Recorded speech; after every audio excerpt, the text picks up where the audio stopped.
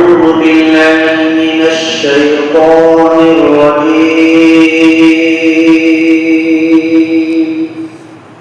پناہ مانگتا ہوں میں شیطان رجیم اللہ سے، شیطان رجیم کی جو شیطان ہے مردود ہے۔ بسم اللہ الرحمن الرحیم، شروع اللہ کے نام سے جو بڑا مہربان نہایت رحم والا ہے۔ وَإِذَا قِيلَ لَهُمُ اتَّقُوا اللَّهَ أَخَذَتْهُ الْعِزَّةُ بِالْإِثْمِ فَحَسْبُهُ جَهَنَّمُ وَلَبِئْسَ الْمِهَادُ۔ اور جب اس سے کہا جاتا ہے کہ تم اللہ سے ڈرو تو اس کی عزت نفس اس کو گناہوں پر آمادہ کرتی ہے، تو اس کے لیے جہنم کافی ہے، اور جہنم بہت ہی برا ٹھکانہ ہے۔ وَمِنَ النَّاسِ مَن يَشْرِي نَفْسَهُ ابْتِغَاءَ مَرْضَاتِ اللَّهِ وَاللَّهُ رَءُوفٌ بِالْعِبَادِ۔ اور لوگوں کے پاس وہ ہے جو اپنے آپ کو فروخت کر دیتا ہے، اپنے نفس کو اللہ کی رضا کے لیے، اور اللہ تبارک و تعالی اپنے بندوں کے اوپر بڑا ہی مہربان ہے۔ 3 آیت کریمہ کی تلاوت ہوئی، 3 آیت کریمہ کا ترجمہ پیش کیا گیا۔ گزشتہ آیتوں کے اندر میں یہ بات آئی تھی اور یہ بات بتائی گئی تھی کہ منافقین 2 طرح کے ہوا کرتے ہیں۔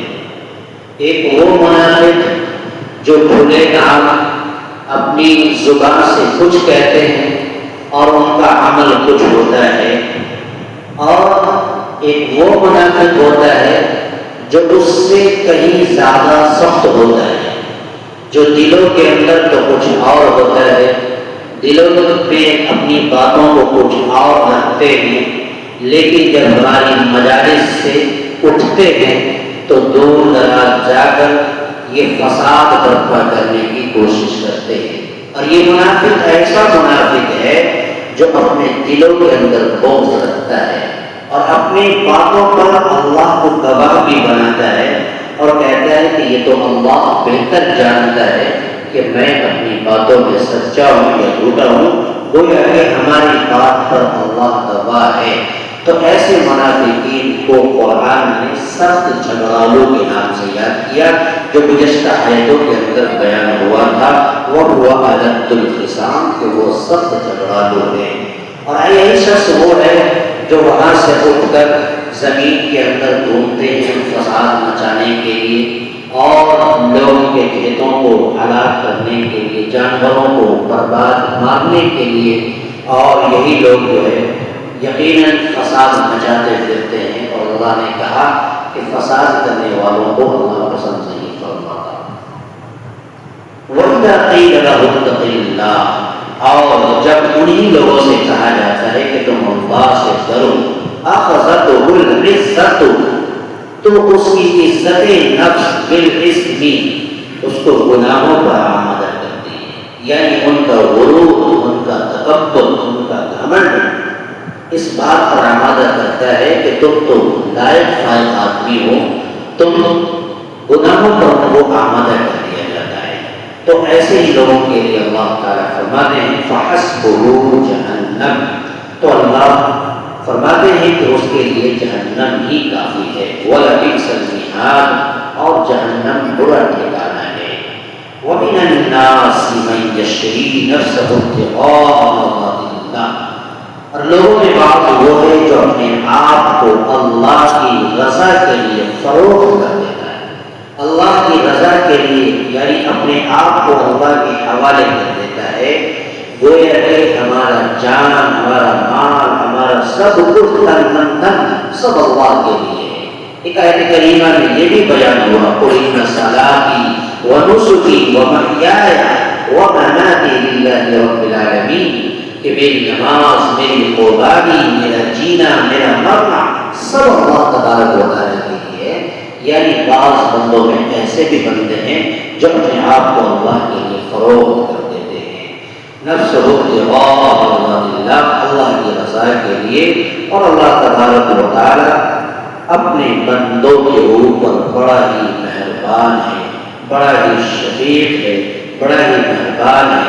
یقیناً اللہ تبارک و تعالیٰ اپنے بندوں کے اوپر مہربان ہوتا ہے، اور وہ لوگ جو ہمیشہ اللہ کی رضا کے لیے اپنے کاموں کو انجام دیتے ہیں، یقیناً اللہ تبارک و تعالیٰ اس کے ہر ایک کام کے اندر جو ہے معین و مددگار ثابت ہوتا ہے، اور اللہ تبارک و تعالیٰ ان کا حامی و ناصر ہوتا ہے۔ اللہ تعالیٰ سے دعا ہے پروردگار عالم ہمیں بھی آپ کو بھی آج کی آیت کریمہ پر اور آج کے درس قرآن کے فرمودات پر عمل پیرا ہونے کی توفیق فرمائے۔ آمین وآخر دعوانا الحمد للہ رب العالمین۔ اللهم صل على سيدنا محمد وعلى آل سيدنا محمد وسلم۔ اللهم ربنا آتنا في الدنيا حسنة وفي الآخرة حسنة وقنا عذاب النار۔ ربنا ظلمنا أنفسنا وإن لم تغفر لنا وترحمنا لنكونن من الخاسرين۔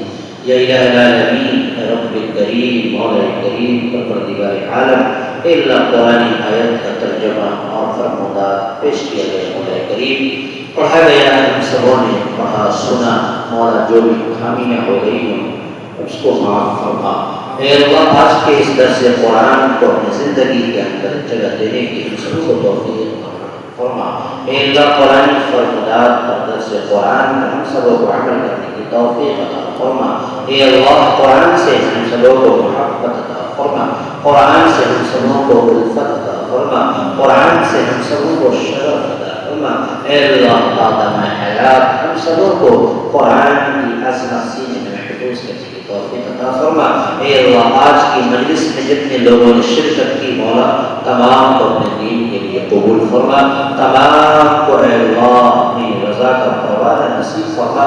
ہماری دعاؤں کو اپنے حبیب پاک صلی اللہ علیہ وسلم کے صدقے میں قبول عطا فرما۔